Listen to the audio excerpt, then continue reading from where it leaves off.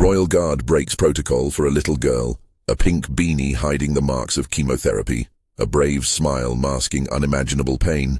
7-year-old Emily stood before Buckingham Palace's famous Royal Guard, determined to learn about courage. For 15 years, Guard James Connor had never broken his stance, but when this tiny warrior's strength finally faltered, he made a choice that shattered centuries of tradition and showed the world what true courage really means. A little girl, fighting cancer, a guard sworn to stand still, and the moment that changed both their lives forever. Here's what happened when duty met compassion, and a child taught an ancient institution the real meaning of standing guard. But before we jump back into the video, let us know where you're watching from. And if you're enjoying this story, don't forget to subscribe because tomorrow I've got something really special for you. And now, back to the video. The wish. The morning sun painted Buckingham Palace in gentle hues of gold when Guard James Connor first noticed her. Among the usual crowd of tourists, she stood out like a small beacon of quiet courage. A little girl, no more than 7, wearing a bright purple knit beanie that couldn't quite hide the truth of her condition.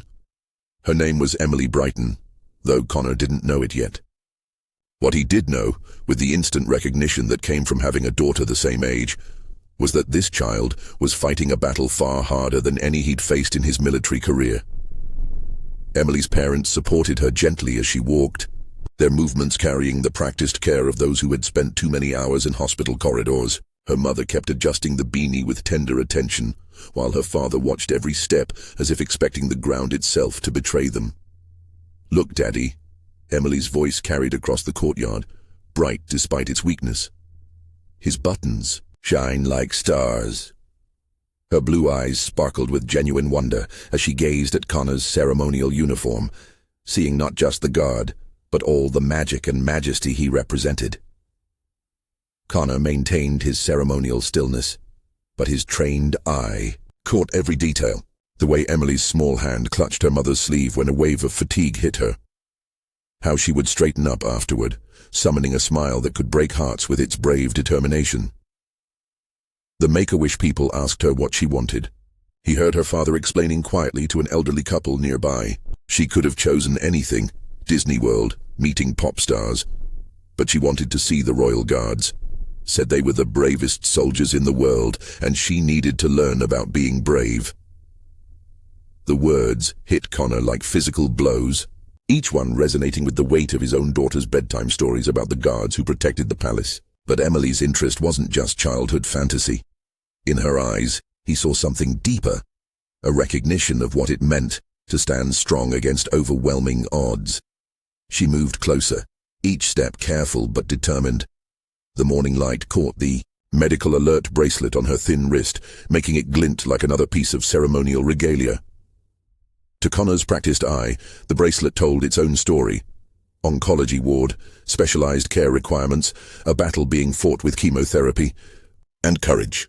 "Mummy," Emily whispered, though her voice carried in the morning quiet. "Do you think he knows?"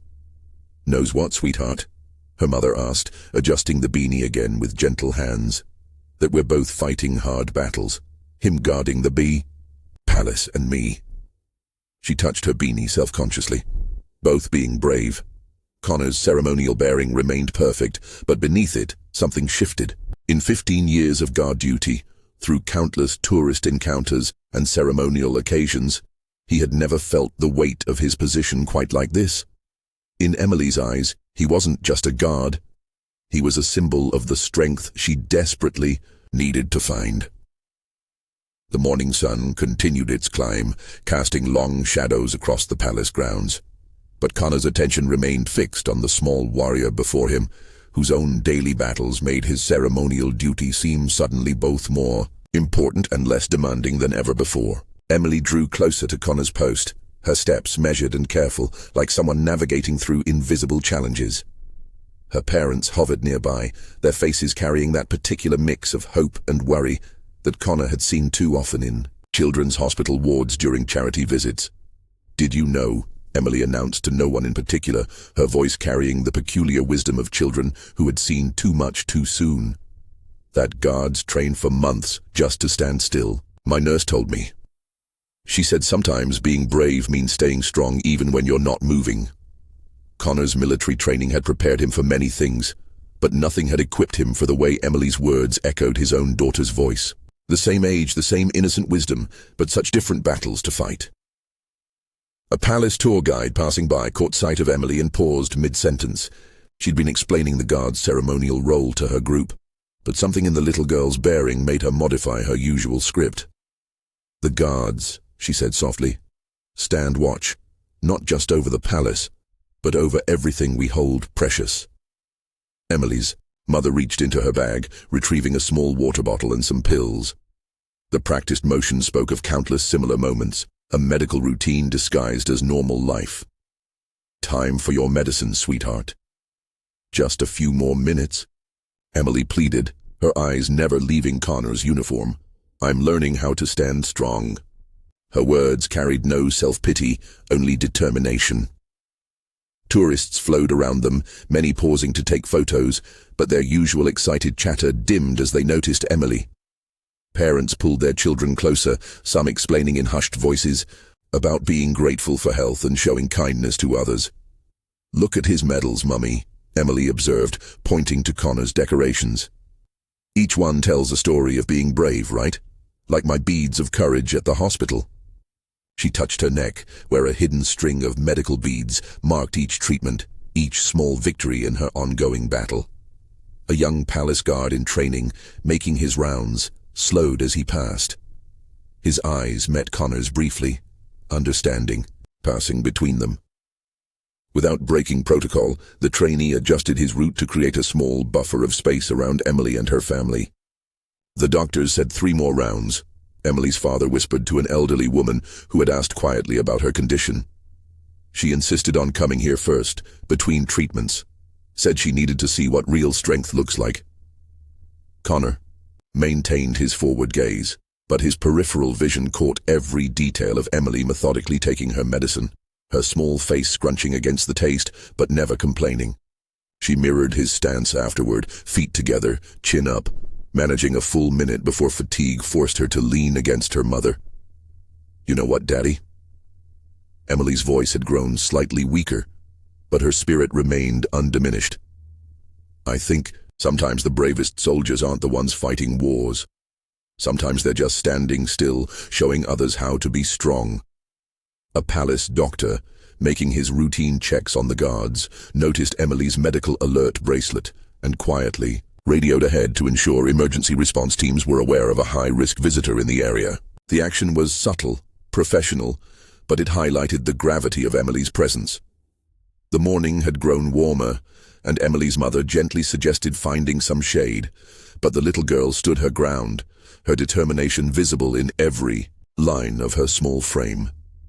"Just a little longer," she requested. "I'm practicing being still like him for when things get hard again." Connor's ceremonial stance never wavered, but beneath his disciplined exterior, each of Emily's words landed with profound impact. In her presence, his guard duty had transformed from a display of military precision into something far more meaningful. A lesson in courage for someone fighting a battle far harder than any he'd faced. The first sign that something was wrong came subtly. Emily's mother noticed it first, the slight tremor in her daughter's hands, the way her usual bright energy began to dim like a candle fighting against the wind. These were the warning signs they'd learned to recognize, harbingers of what the doctors called episodes. "Sweetheart," her mother whispered, already reaching for the emergency kit she carried. "Maybe we should sit down for a bit."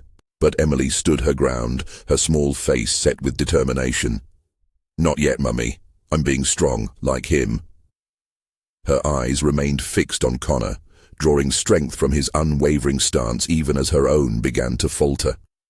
The palace guard sergeant, making his routine inspection, noticed the situation developing. With practiced discretion, he adjusted the patrol patterns of nearby guards, creating an unofficial protective circle around the family. No protocols were broken, but a space of dignity was established. "Did you know," Emily continued, her voice slightly breathier now, "that guards have to stand still for hours, even when it's really hard?" She swayed slightly, her father's hand instantly moving to steady her. "Just like during long treatments. You have to stay still, even when you don't want to."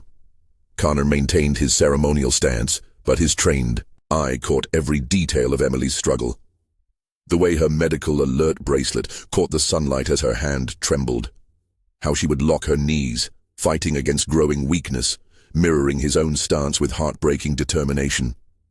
Palace medical officer had appeared quietly at the periphery, alerted by the guard sergeant's subtle signal, but he held back, recognizing that this moment carried significance beyond medical protocols.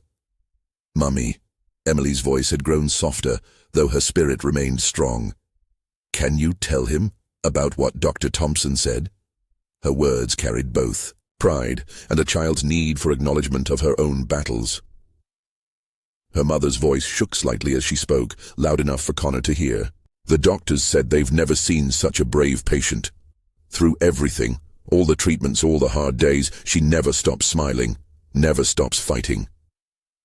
Emily managed a small smile at these words, though her pallor had grown more pronounced. "Just like the guards, right? Standing strong no matter what."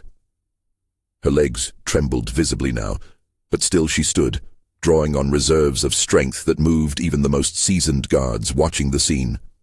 Tourists who had gathered to take photos lowered their phones, sensing they were witnessing something far more significant than a typical palace visit. Parents held their children closer, many wiping away tears as they watched Emily's quiet battle to remain standing. "Just a little longer," Emily whispered, more to herself than anyone else. Her voice carried the same determination Connor had, heard in combat zones from soldiers refusing to abandon their posts despite overwhelming odds. "I need to show them I can be strong too." The morning sun had climbed higher, its warmth beginning to tax even the most seasoned guards. But Emily's challenge went beyond mere physical discomfort. Her battle was written in every careful breath, every moment she remained upright, despite her body's growing protests.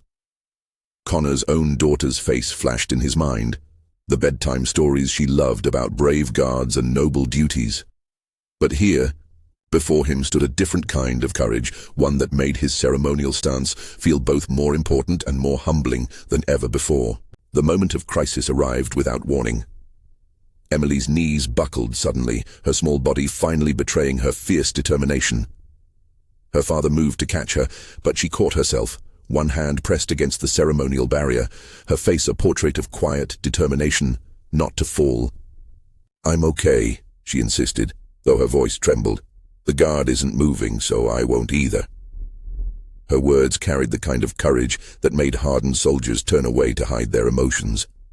The palace medical officer took a half-step forward, but Emily's mother raised a hand, understanding her daughter's need to face this moment on her own terms.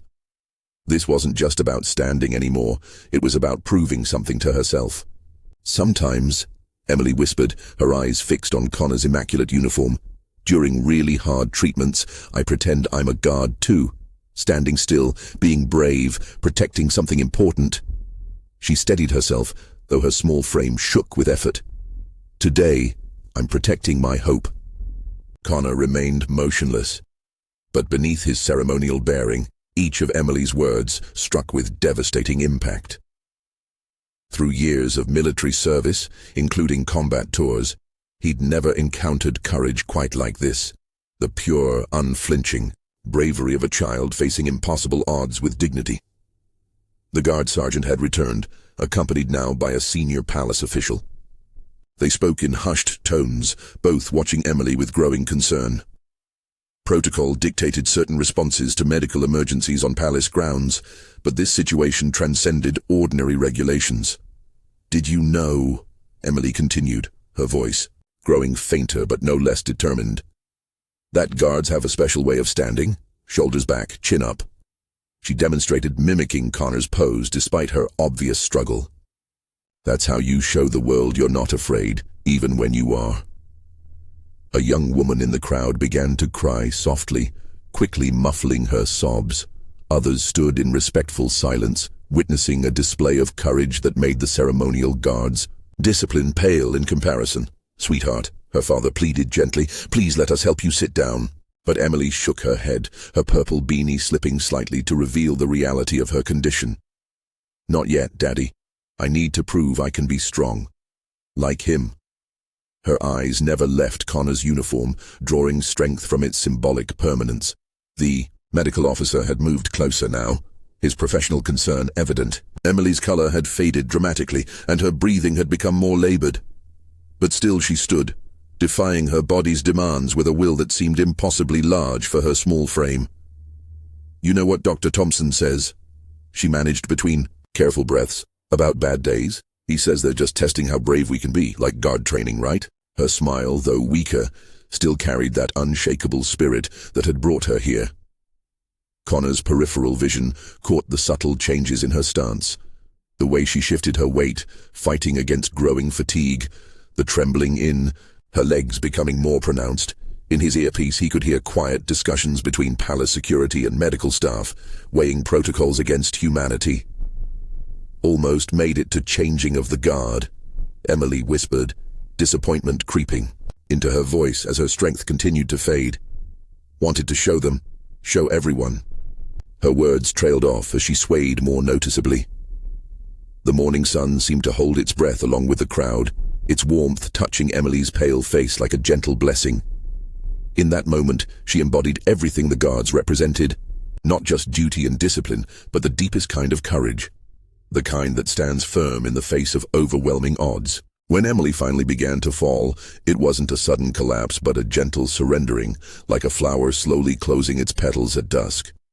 Her parents moved to catch her, but what happened next would be shared millions of times across the world, touching hearts far beyond the palace walls. Guard James Connor moved. In 15 years of service, through countless ceremonies and royal occasions, he had never broken his stance. But his movement now carried all the precision and dignity of his training, transformed into something more profound than mere ceremony. 3 perfect steps brought him to Emily's side, his white-gloved hands steady as he caught her small frame. His ceremonial rifle remained perfectly positioned, his bearskin cap never tilting, every movement a demonstration that breaking protocol could still honor its deepest meaning. "Stand easy, soldier," he spoke softly, his voice carrying the gentle authority of command. "You've stood your watch with honor." Emily looked up at him, her eyes wide with wonder through her exhaustion. But you're not supposed to move," she whispered, even as she leaned gratefully against his support. "Some duties," Connor replied, his bearing remaining perfectly military even as he knelt to her level, "are more important than others." His white gloves contrasted sharply with the purple of her beanie, a picture that would later become a symbol of compassion, transcending ceremony. The palace guard sergeant had stepped forward, but instead of reprimanding Connor, he saluted. Other guards nearby did the same, their ceremonial discipline transformed into a spontaneous honor guard for a different kind of courage. "In 20 years of service," the sergeant announced clearly, his voice carrying across the now silent courtyard, "I've never seen a braver stand." He moved closer, his own bearing perfect as he addressed Emily directly. "You've taught us something about courage today, young lady." Emily managed a small smile, though her fatigue was evident. "I just wanted to be strong like you all," she whispered. "No, love," Connor responded, his military bearing softening slightly, though his posture remained precise. "We stand here hoping to be as strong as you." The palace medical officer had arrived with a wheelchair, but he paused, recognizing that this moment carried its own healing power. Emily's parents stood nearby, tears flowing freely now, watching as their daughter received an honor no ceremony could match. "You know," Connor continued, his voice carrying the weight of every father who had ever faced a child's pain, "guards have a special tradition. When someone shows exceptional courage, they earn the right to inspect the guard."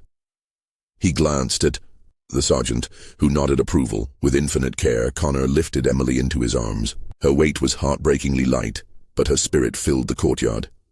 "Shall we review the troops, fellow soldier?" Emily's face lit up with a joy that pushed back the shadows of her illness, if only for a moment. "Really? But what about the rules?" The sergeant stepped forward again. "The rules, young lady, exist to protect what's precious. Today that's you." What followed was unprecedented in palace history. Connor, still maintaining perfect military bearing despite his precious cargo, carried Emily along the guard posts. Each guard saluted as they passed, their ceremonial discipline transformed into genuine respect. Tourists who had begun recording the scene on their phones found themselves lowering their cameras, many wiping away tears. This wasn't a moment for social media. It was something sacred, a reminder of what true strength looks like. "See your beanie?" Connor spoke softly as they walked. "Purple. That's a royal color. Always has been. Seems fitting, doesn't it?" Emily touched her beanie self-consciously, then reached out to touch Connor's brass buttons. "Like your uniform," she whispered. "Both royal." The palace clock began to strike, marking the approach of the changing of the guard. But for once, that ceremony seemed secondary to the one unfolding in the courtyard. A different kind of changing of the guard, where rigid protocol gave way to something more profound. As Connor carried Emily back to her parents, her small hand rested on his shoulder, next to his medals. The contrast was striking. His decorations for military service alongside her own hard-won badges of courage, her medical alert bracelet catching the light like another kind of medal. "Remember this," the sergeant addressed his guards, his voice carrying clear authority. "This is what we stand for. Not just ceremony, but the courage it represents. Sometimes that comes in unexpected packages." Emily's mother stepped forward to take her daughter, but Connor paused, completing one final ceremonial turn so Emily could face the palace. "One last duty," he said softly. "Would you help me salute the palace?" With the last of her strength, Emily raised her small hand in a perfect salute, mirroring Connor's white-gloved one. The image would later be cast in bronze, a permanent reminder that true strength wears many uniforms. Word of what happened spread through official channels before any social media post could go viral. The palace command received multiple reports, each one carrying the same message. A guard had broken protocol, yet every account spoke not of violation but of valor. Inside the guard room, Connor stood at attention before his commanding officer, prepared to accept any consequences for his actions. But the commander's first words caught him by surprise. "The king has seen the footage," the commander announced, his voice carrying unusual emotion. His response was immediate. "This is what the guard truly represents." He paused, allowing the words to settle. "He's requested to meet them both, you and the little girl." Emily had been taken to the palace medical center, not for emergency treatment, but for what the staff called a royal rest. The palace doctor had transformed the routine medical check into something magical, telling her stories about royal guards through history as he gently monitored her vital signs. "Did you know," he told her, adjusting monitors with practiced care, "that you're not the first brave soldier to need a rest after standing guard? Even the strongest guards sometimes need to recharge their courage." In the courtyard, tourists who had witnessed the event lingered, sharing their stories with newcomers. Parents used the moment to teach their children about different kinds of bravery. Veterans who had been present stood straighter, recognizing in Emily's struggle and Connor's response something that transcended ordinary military ceremony. The guard sergeant had called an impromptu meeting with his unit. "Today we witnessed something rare," he told them, his voice carrying the weight of decades of service. "A moment when breaking protocol upheld its deepest meaning. Remember this, sometimes the bravest thing isn't standing still, but knowing when to move." Emily's story began to spread through the children's cancer ward where she was being treated. Nurses shared the tale of the little girl who had stood guard at Buckingham Palace, who had taught royal guards about courage. Other young patients drew strength from her example, some practicing their own guard stances during difficult treatments. Connor's daughter heard the story at school, not knowing at first it was her father involved. "Daddy," she asked that evening, climbing into his lap, "did you really help the brave girl?" When he nodded, she hugged him tight. "That's what guards are supposed to do, right? Protect people who are fighting hard battles." The Palace Guard training program underwent a subtle but significant change. Along with drilling in ceremonial precision, new guards were taught about Emily's moment, a reminder that their duty extended beyond ritual to something deeper, more human. Late that evening, as Connor finally returned home, he found an envelope waiting. Inside was a drawing from Emily, a purple crayon sketch of a guard standing next to a small figure in a purple hat. Beneath it, in careful child's handwriting, "Thank you for showing me that sometimes the bravest thing is asking for help. The palace itself seemed different in the days that followed. Tourists still came for photos, still marveled at the guards' discipline, but there was a new understanding. They saw not just ceremonial figures, but men and women who understood that true strength sometimes wore unexpected uniforms. The changing of the guard ceremony continued its timeless routine, but guards who passed the spot where Emily had stood found themselves standing a bit straighter, their dedication deepened by the memory of a little girl who had reminded them what their service truly meant. And in a hospital room across London, Emily slept peacefully, her purple beanie on the bedside table next to a newly acquired guard's ceremonial button, polished to mirror shine, a gift from Connor, approved personally by the king, to remind her that she would always be part of the guard family. The meeting with the king was arranged with careful consideration for Emily's condition. The palace staff transformed a formal reception room into something more welcoming, with comfortable chairs and soft lighting.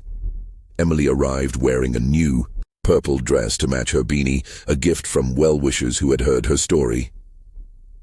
Connor stood at attention in his full ceremonial uniform, every button gleaming, while Emily sat in a specially provided chair beside him.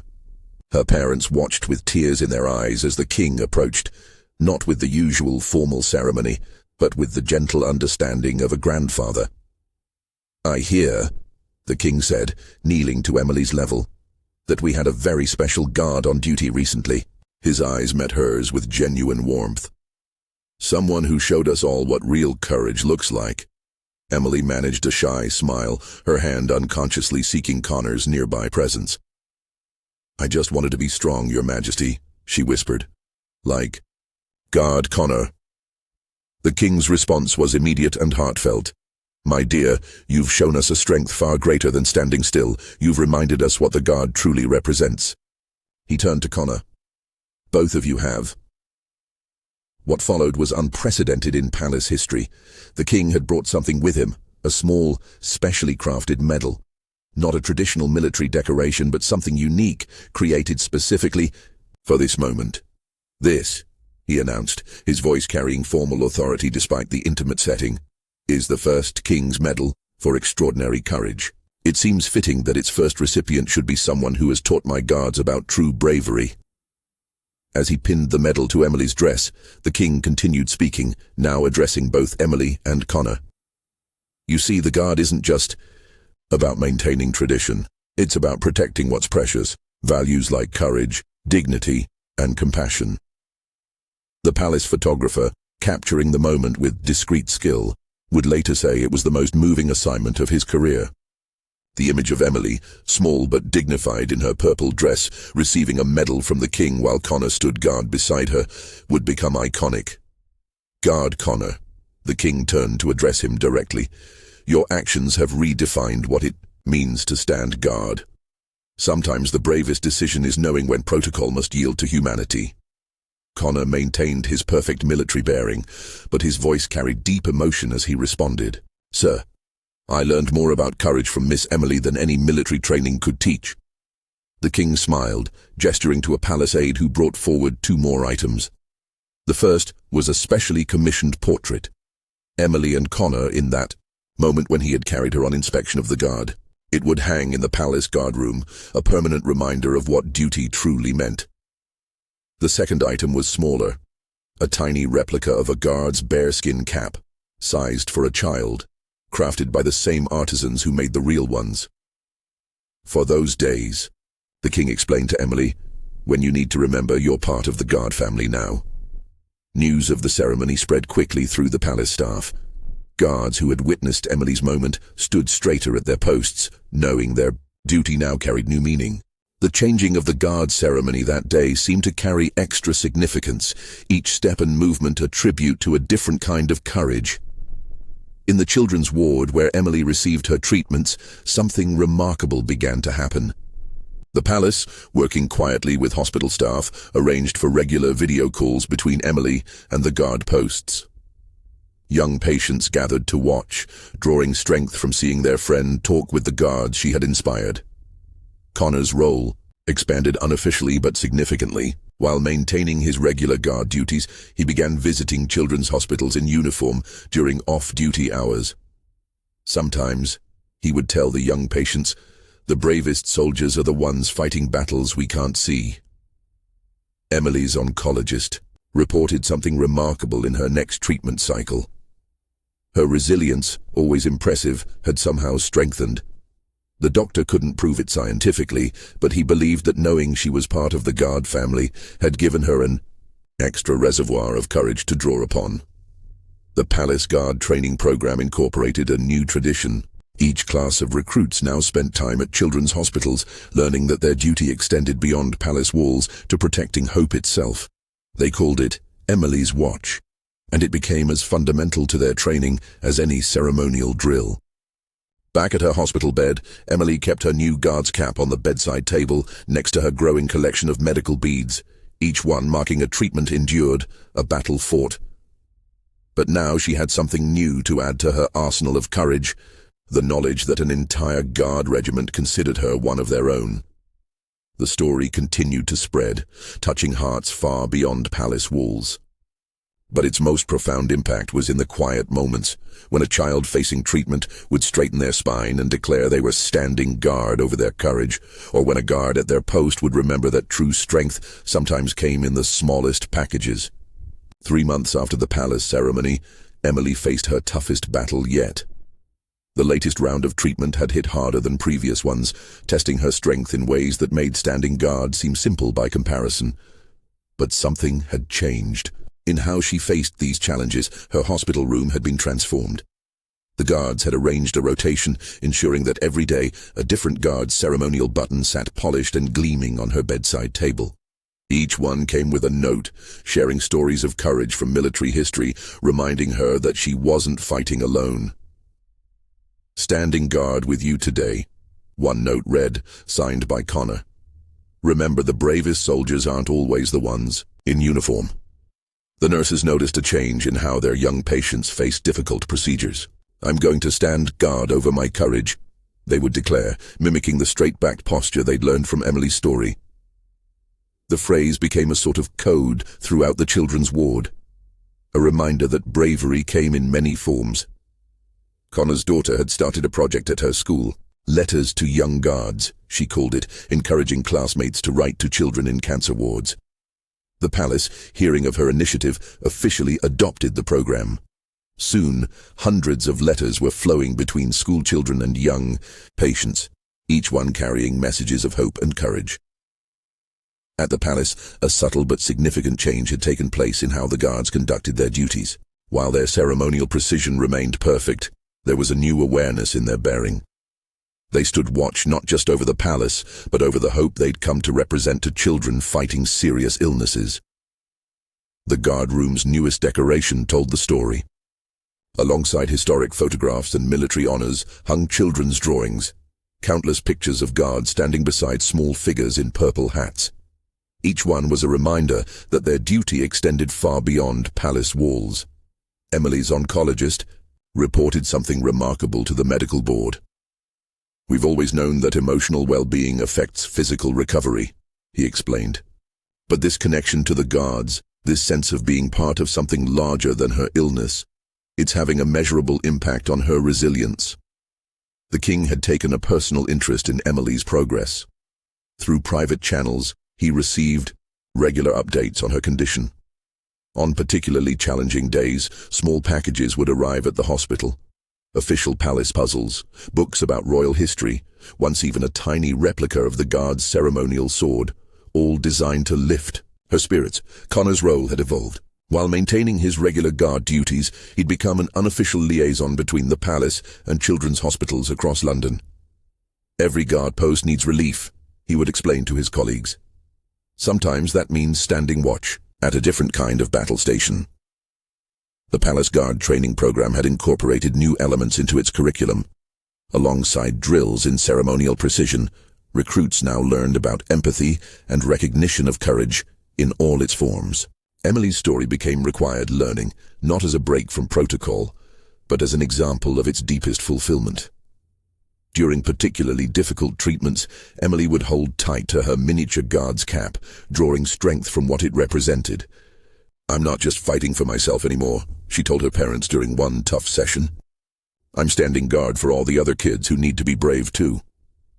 The ripple effects continued to spread. Other military units began similar outreach programs with children's hospitals. The concept of standing guard over courage became a movement, touching lives far beyond palace walls.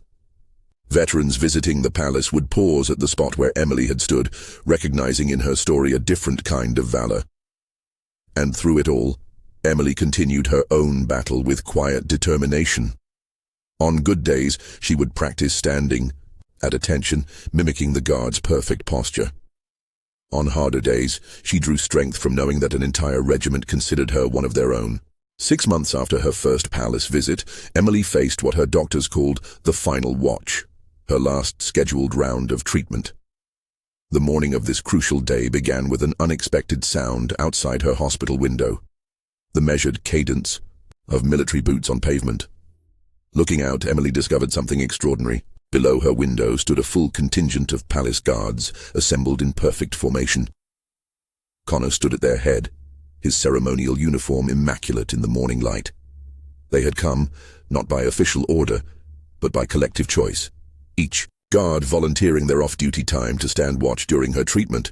Today, Connor called up to her window, his voice carrying the same authority he used on palace grounds.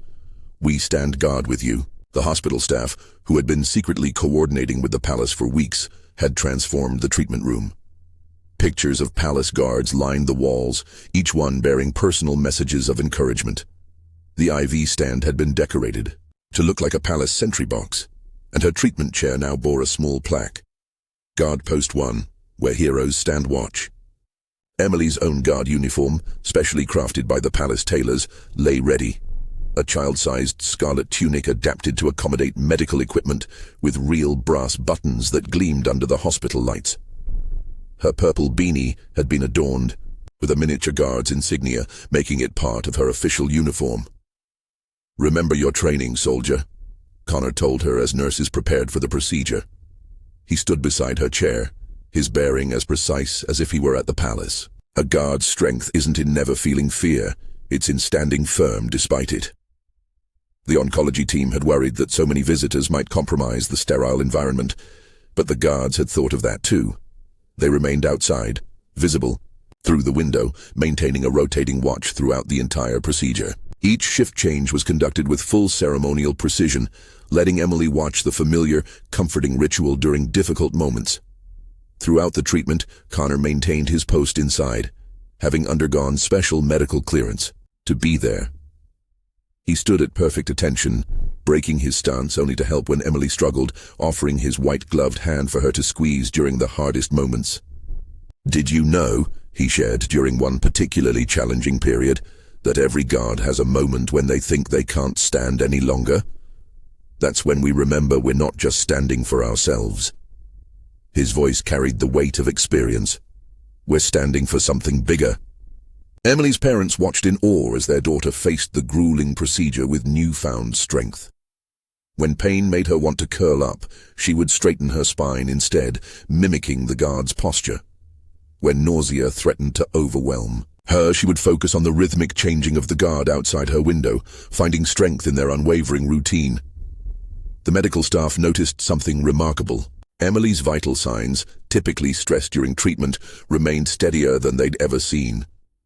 The doctor quietly noted that having a sense of purpose, of being part of something larger than her illness, seemed to have a measurable impact on her resilience.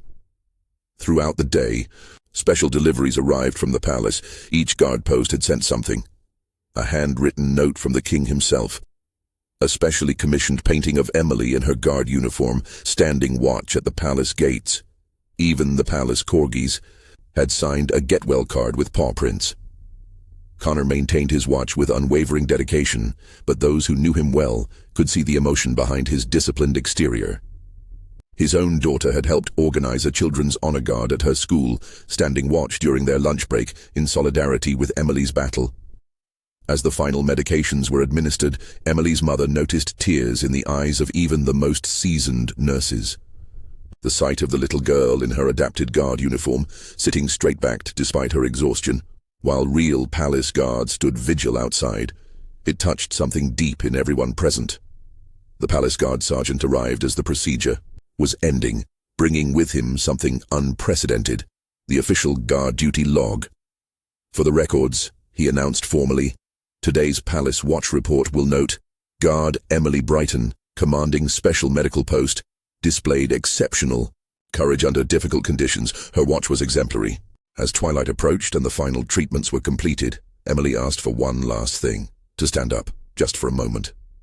With Connor's support, she rose from her chair and managed a perfect salute to the guards still standing watch outside. The entire medical floor fell silent as every guard returned her salute with parade ground precision. Well done, soldier, Connor said softly as she finally rested. You've stood your watch with honor. His white gloves were slightly crumpled now, having been gripped tight during the hardest moments, but he wore these creases like medals, badges, of a different kind of service, equally honorable as any palace duty. Outside the hospital, as darkness fell, the guards lit electric lanterns, a reminder of the palace's ancient tradition of keeping watch through the night. They had arranged a rotation to maintain their vigil until morning, ensuring Emily wouldn't face a single moment alone. 1 year to the day after Emily first stood before Connor's guard post, Buckingham Palace prepared for an unprecedented ceremony. The morning sun painted the ancient stones in shades of gold as guards took their positions with exceptional precision. Today was different. Today they stood watch for one of their own. Emily arrived wearing a specially designed dress uniform, her purple beanie now permanently adorned with official guard insignia. The medical port in her chest was cleverly concealed by carefully tailored scarlet fabric, her medical alert bracelet polished to shine like ceremonial brass. But it was her bearing that drew every eye, straight-backed, chin lifted, showing the same discipline she'd learned during her hardest battles. The king himself had insisted on arranging this ceremony, working closely with Emily's medical team to ensure she would be strong enough to participate. The palace courtyard had been transformed, with comfortable seats placed at strategic intervals, allowing Emily to rest while maintaining her dignity. Connor stood at attention at his original post, the same spot where he'd first seen a small girl in a purple beanie teaching him about true courage. His white gloves were new, but in his pocket he carried the pair from that final treatment day, their creases earned in service, as honorable as any palace duty. Guard Brighton, the king addressed Emily formally, using her officially bestowed title. You stand before us having completed the longest and most difficult watch in guard history. His voice carried across the hushed courtyard. Your battle station was not at these gates, but in wards where courage wears a different uniform. Emily stood at perfect attention, though Connor remained close enough to support her if needed. The assembled crowd, palace staff, medical teams, fellow patients and guards, watched in respectful silence as the king continued. Today, we formalize what we have already come to know, he announced. That true guardians of tradition come in all sizes, and that courage knows no uniform. He gestured to a palace aide who stepped forward bearing a velvet cushion. On it lay something unprecedented. A full-sized guard's bearskin cap, but in royal purple instead of black. Its design had been approved by palace authorities, its creation overseen by the same craftsmen who made the traditional ones. But this was unique, specially sized for a young guardian who had shown them all what it meant to stand watch. Every guard receives their ceremonial cap upon completing their first successful watch, the king explained. You, Guard Brighton, have stood the longest watch of all, 9 months, 3 weeks, and 4 days of treatment, standing guard over hope itself. Emily's eyes filled with tears as the king himself placed the purple bearskin cap on her head. It sat perfectly, as if it had always been meant for her. The sunrise caught its fur, creating a halo effect that made more than one hardened soldier wipe their eyes. But there is more, the king continued. Your watch has inspired a new tradition. He revealed a document bearing the royal seal. From this day forward, every children's hospital in our realm will have an official guard post, not manned by soldiers, but by young warriors fighting their own battles. They will be known as Brighton posts, and those who serve there will wear purple beansies bearing our guard's insignia. The palace guard commander stepped forward then, his voice carrying the weight of centuries of tradition. Guard Brighton, your watch has changed how we define courage. Today we add a new verse to the guard's oath. He opened a ceremonial book, reading, "We stand watch not just over palaces and princes, but over hope, courage, and the strength found in the smallest warriors." Emily managed to maintain her composure, though her mother couldn't hold back her tears. The past year had brought incredible changes. Her final scans had shown no trace of disease, but it was more than that. She had helped transform how an ancient institution viewed courage itself. Connor's daughter stood among the crowd, proudly wearing her school's purple beret, part of a new program where students stood guard as reading buddies and friends to children fighting illness. Similar programs had spread across the country, purple berets and caps becoming symbols of solidarity and support. The children's ward where Emily had fought her hardest battles now had an official guard post at its entrance, staffed by young patients strong enough to take shifts. They stood watch over newcomers, offering comfort and understanding that no adult could provide. Each one wore a purple cap or beret, marking them as members of what had become known as Emily's Guard. The king's voice drew attention back to the ceremony. "Your watch here is complete, Guard Brighton, but in many ways it's just beginning. You've shown us that standing guard isn't about standing still. It's about standing strong, standing together, and sometimes helping others find the strength to stand at all." Emily finally spoke, her voice clear and strong despite her emotion. "Permission to address the guards, sir." At the king's nod, she turned to face the assembled guards. "I thought I came here to learn about being brave," she said. "But you showed me that real courage isn't about not being afraid. It's about standing watch anyway. Over hope, over each other, over everything worth protecting." The guard sergeant called out then, "Guard, present arms!" The sound of rifles moving in perfect unison echoed across the courtyard. Emily raised her hand in a perfect salute, just as Connor had taught her during those long hospital watches. The ceremony concluded, Emily took her place in the guard line, standing beside Connor at his post. Together they watched the sun climb higher over the palace walls, its light touching purple and black bearskin caps alike, different colors, but guarding the same treasured traditions of courage, honor, and unwavering hope.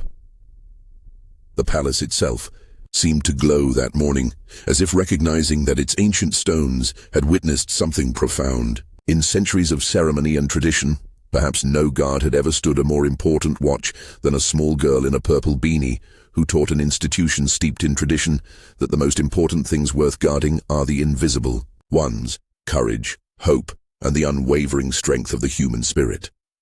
And so they stood, the old guard and the new, different uniforms but the same watch, protecting not just palaces and traditions, but the very essence of what makes us human. The courage to stand tall, even in our darkest hours, and the strength to help others do the same.